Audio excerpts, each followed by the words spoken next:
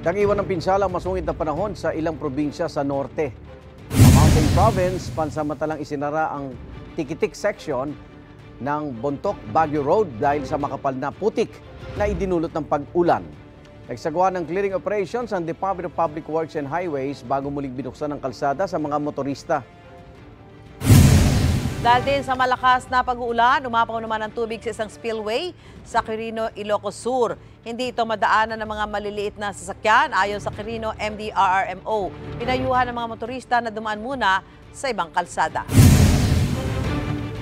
Matapos naman ang pag-uulan sa Laoag, Ilocos Norte, naglabasan ng sangkatutak na gamo-gamo sa mga bukirin. Umabot pa ang mga ito sa kalsada. Nagmistulang piyesta naman ito para sa mga alagang manok na todo habol sa mga insekto.